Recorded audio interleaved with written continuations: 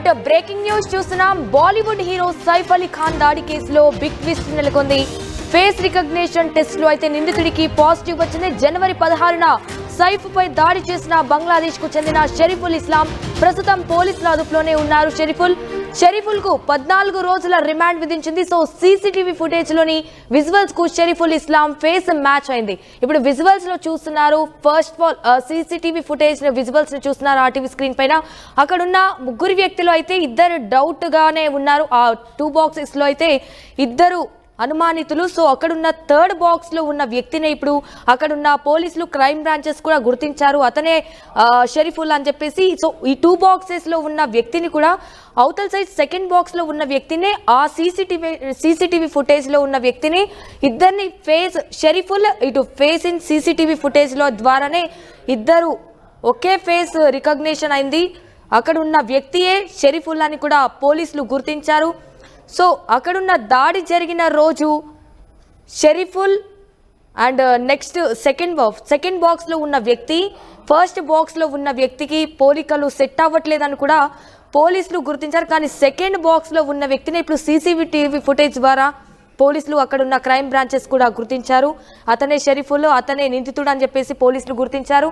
Right, ఇప్పుడు అక్కడున్న వ్యక్తిని అయితే మీరు బాక్స్ విజువల్స్ ను చూస్తున్నారు. అతనే షరీఫుల్. ఎవరైతే షరీఫుల్ సైఫ్ అలీ ఖాన్ పై అయితే దాడి చేసిన వ్యక్తియే ఇప్పుడు షరీఫుల్ అని కూడా అక్కడున్న క్రైమ్ బ్రాంచెస్ అండ్ పోలీసులు గుర్తించారు. రైట్, ఇక ఇదే విషయానికి సంబంధించి అక్కడున్న మరిన్ని డీటెయిల్స్ మా ప్రతినిధి పెట్రిషా ఫోన్ ఇన్ ద్వారా అందిస్తారు. పెట్రిషా మొత్తానికైతే షరీఫుల్ ఫేస్ రికగ్నిషన్ మ్యాచ్ అయింది అన్నట్టుగా తెలుస్తోంది. సో దీనికి సంబంధించిన అప్డేట్స్ ఏంటి పెట్రిషా?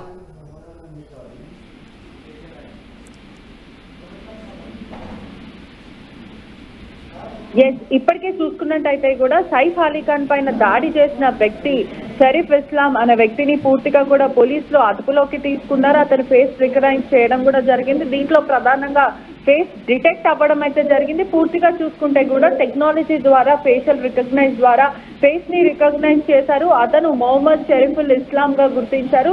పూర్తిగా కూడా ఇంటరాగేట్ చేశారు. అతన్ని 14 రోజుల జ్యుడిషియరీ రిమాండ్ కూడా తరలిస్తున్నారు. మరోవైపు చూసుకుంటే కూడా సైఫ్ మీద దాడి అంటే పూర్తిగా చెప్పాలి అంటే కూడా 12th ఫ్లోర్ పైన హై రైజ్ ఇన్ బాండ్రా అంటే హై సెక్యూరిటీ ఉన్న ఒక బాండ్రాలో చాలా మంది బిగ్ షాట్స్ ఉన్న వ్యక్తి, అంత పెద్ద సెక్యూరిటీ ఉన్న బిల్డింగ్ లో అతను వెళ్ళి మరి రాబరీకి పాల్పడ్డా లేకపోతే దీంట్లో ఏదైనా కుట్ర కోణం ఉందా అనే విధంగా కూడా పోలీసులు దర్యాప్తు చేశారు. ఈ విధంగా చూసుకుంటే కూడా ఖాన్ కి మాత్రం 54 ఇయర్స్ ఆల్మోస్ట్ అతని మీద సుమారుగా 6 సార్లు దాడి చేయడం అయితే జరిగింది. దీంట్లో ప్రధానంగా ఫ్లూయిడ్ లీక్ అవ్వడం, ఆ తర్వాత అనేక ఎమర్జెన్సీ సర్జరీస్ కూడా పూర్తిగా జరిగాయి. దీంట్లో డేంజరస్ సిచ్యువేషన్ లో ఉన్న అతన్ని వెంటనే ఒకవైపు పోలీసులు కూడా ఇంటికి భద్రత ఏర్పాటు చేశారు. మరోవైపు డాక్టర్స్ కూడా స్పైనల్ ఫ్లూయిడ్ లో ఉన్న లీకేజ్ అంతా కూడా స్పైనల్ కార్డ్ లో సుమారుగా 6 సార్లు కట్టుపోట్లు జరిగాయి కాబట్టి పూర్తిగా తీవ్రమైన గాయాలయ్యాయి. దీంట్లో ప్రధానంగా 5 రోజుల తర్వాత డిశ్చార్జ్ అవ్వమని చెప్పారు. దీంట్లో డిశ్చార్జ్ అయ్యారు. పూర్తిగా చూసుకుంటే కూడా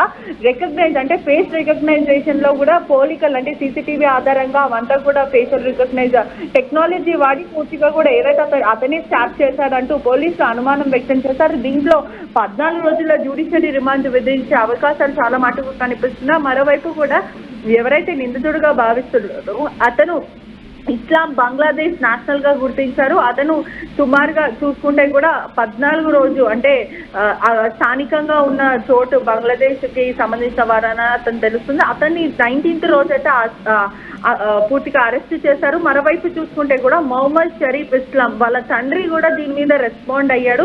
అతను మొహమ్మద్ రుహిల్ అమీన్ అతని పేరు. పూర్తిగా కూడా అతను ఏం చెప్తున్నాడు అనంటే బిఎన్ఏపి అంటే బంగ్లాదేశ్ నేషనల్ పార్టీలో అతను యాక్టివ్ గా పనిచేస్తారు.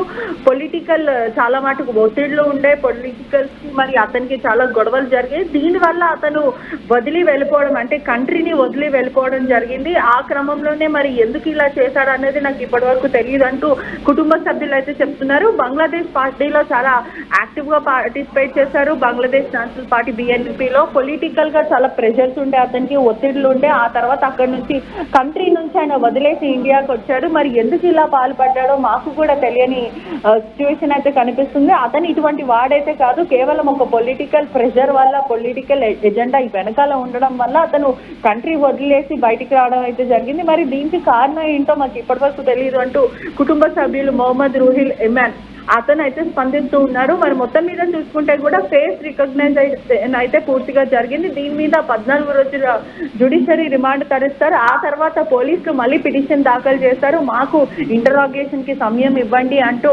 కోర్టుని ఆశ్రయిస్తారు. దాని తర్వాత కోర్టు ఎటువంటి స్పందన ఇస్తుంది అంటే 5 రోజులు ఇస్తుందా ఇంటరాగేషన్ కి, లేకపోతే ఇంకా 7 days ఇస్తుందా అనేది పూర్తిగా తెలియాల్సిన విషయం. మొత్తం మీద అయితే సైఫ్ కేసు అనేది ఒక ఎండింగ్ పాయింట్ కి వస్తుందని అయితే పూర్తిగా అయితే చెప్పొచ్చు. పెట్రిషా, ఇప్పుడు ప్రస్తుతం పోలీసుల అదుపులోనే షరీఫుల్ ఉన్నారు అన్నట్టుగా తెలుస్తోంది. సో మరి ఇప్పుడు పోలీసుల అదుపులోనే ఉన్నారు కదా, మరి ఇప్పుడు అక్కడ ఉన్న క్రైమ్ బ్రాంచెస్ ఏమంటున్నాయి, అలాగే ఇప్పుడు పోలీసులు కూడా ఎలాంటి చర్యలు తీసుకునే అవకాశం ఉంది? అంటే పూర్తిగా చూసుకుంటే కూడా షరీఫ్ ని మరికొద్దిసేపట్లో అంటే ఫేషియల్ రికగ్నైజేషన్ టెక్నాలజీ ద్వారా ఫేస్ ని రికగ్నైజ్ చేయడం జరిగింది. దీంట్లో ప్రధానంగా చూసుకుంటే కూడా మొత్తం మీద 14 రోజుల జ్యుడిషియరీ రిమాండ్ తరలిస్తారు. ఆ తర్వాత కోర్టు వీళ్ళు ఒకవైపు సైఫ్ మీద దాడి జరిగింది కాబట్టి పూర్తిగా మొహమ్మద్ షరీఫ్ మీద కూడా 14 రోజుల రిమాండ్ తరలించి ఆ తర్వాత మొత్తం మీద కోర్టుని అడుగుతారు, పిటిషన్ దాఖలు చేశారు. దాంట్లో ప్రధానంగా మాకు ఇన్వెస్టిగేషన్ కి మాకు సహకరించండి అంటూ పోలీసులు పిటిషన్ కోర్టులో దాఖలు చేస్తారు. ఆ తర్వాత కోర్టు వీళ్ళకి విచారణకి ఎన్ని రోజులు ఇస్తుంది అనేది తెలియాల్సిన విషయం. అంటే ఆంధ్రాలో అయితే ఈ ఘటన అనేది ప్రస్తుతం షాకింగ్ అనేది చెప్పొచ్చుకుంటే హై టెక్నాలజీ ఉంటుంది, ఒకవైపు హై సెక్యూరిటీ, సర్వేలెన్స్ ద్వారా సీసీటీవీ సర్వేలెన్స్ ద్వారా అదంతా కూడా మానిటర్ జరుగుతుంది. అటువంటి దాంట్లో ప్రధానంగా ఆ నిందితుడు కూడా మొదట షారుఖ్ ఖాన్ ని టార్గెట్ చేశారు. దాంట్లో హై సెక్యూరిటీ ఉండడం వల్ల అతను ప్లాన్ ని చేంజ్ చేసుకొని ప్లాన్ ఆఫ్ యాక్షన్ మళ్ళీ ఖాన్ ఇంట్లో దాడి చేశారు. దీన్ని బట్టి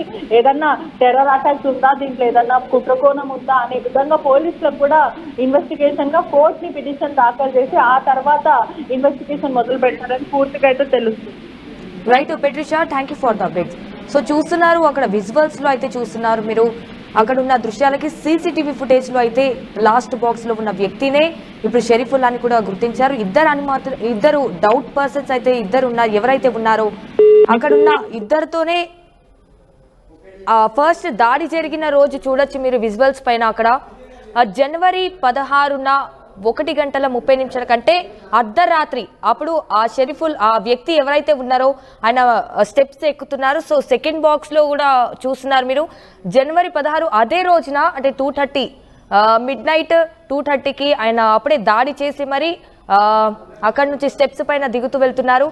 అదే థర్డ్ బాక్స్ లో చూస్తున్నారు కూడా జనవరి 16 పొద్దున 9 o'clock AM-లోనే ఆయన ఒక మొబైల్ షాప్ లో దొరికారు అన్నట్టుగా మనం ఇప్పుడు విజువల్స్ లో చూడొచ్చు అక్కడ.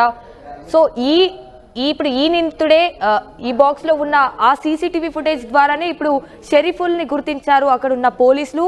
So right, Bollywood hero Saif Ali Khan దాడి కేసులో అయితే బిగ్ ట్విస్ట్ నెలకొంది. ఫేస్ రికగ్నిషన్ టెస్ట్ లో అయితే నిందితుడికి పాజిటివ్ వచ్చింది. జనవరి 16న సైఫ్ పై దాడి చేసిన బంగ్లాదేశ్ కు చెందిన షరీఫుల్ ఇస్లాం ప్రస్తుతం పోలీసుల అదుపులోనే ఉన్నారు.